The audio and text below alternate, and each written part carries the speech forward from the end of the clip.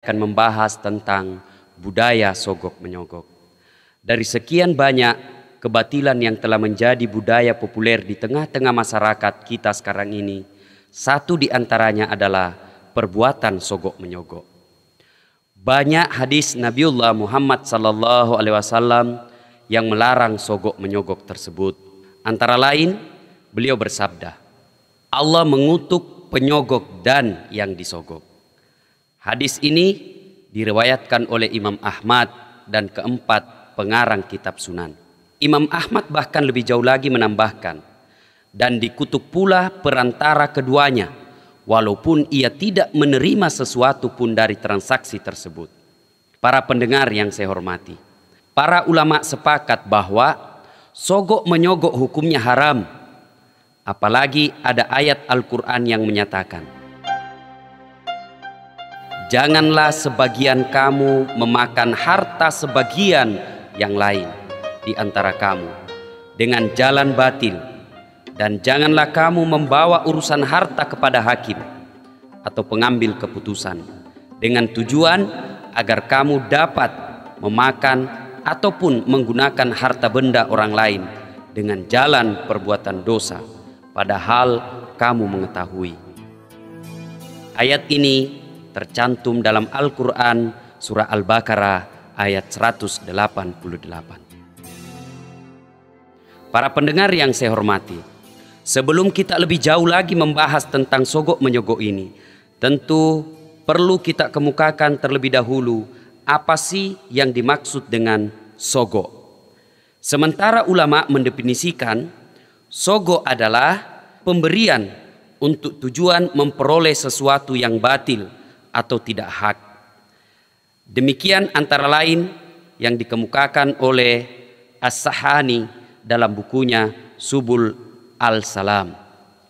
Oleh karena itu, kalau definisi ini diterima, maka tentu saja setiap usaha untuk memperoleh keuntungan yang tidak sah ataupun tidak hak bagi mereka ataupun bagi karyawan-karyawannya, walau keuntungan itu bukan untuk dirinya pribadi atau siapapun yang memberi untuk memperoleh sesuatu dengan cara yang tidak sah atau dengan cara yang batil, hukumnya haram dan tidak dapat dibenarkan oleh agama.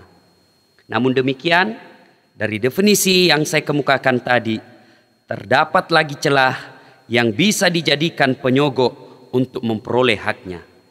Tidak dinilai haram, bahkan penyogok dapat mengategorikan hal tersebut tidak dinilai haram, walaupun tetap haram bagi yang menerima ataupun perantaranya.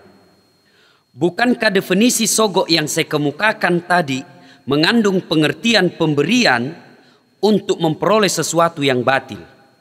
Untuk kasus ini saya berikan contoh menyogok dalam pengurusan administrasi di instansi pemerintah. Administrasi yang kita urus sifatnya bukan batil, tetapi perlu saya tegaskan bahwa yang menerima sogok walaupun dalam hal pengurusan administrasi yang tidak batil, apapun alasannya tidak dapat dibenarkan dan hukumnya tetap haram. Tentu saja pengertian sogok seperti yang dikemukakan oleh As-Sahani tadi tidak diterima oleh banyak ulama. Hemat saya, kalaupun definisi tersebut dapat diterima, namun pemberian sesuatu untuk memperoleh hak sekalipun tidak dapat dibenarkan dan hukumnya pun tetap haram. Kalau bukan karena sogok misalnya, melainkan karena si pemberi ketika itu telah memberi peluang kepada orang lain untuk terjerumus di dalam sesuatu yang haram, maka dialah termasuk perbuatan yang haram. Dalam asas fikih kita kenal dengan istilah asariku bisarru sarri, bersekutu dengan jahat, jahat pula hukumnya. Para pendengar suara Selebes yang saya hormati, kita mengetahui bahwa siapapun yang membantu seseorang dalam kejahatan, maka dia ikut dalam kejahatan tersebut. Bahkan dia ikut memperoleh dosa dari kejahatan itu. Sebagaimana juga kita ketahui bahwa siapapun yang membantu dalam kebaikan, dia pun akan memperoleh ganjaran dari kebaikan itu.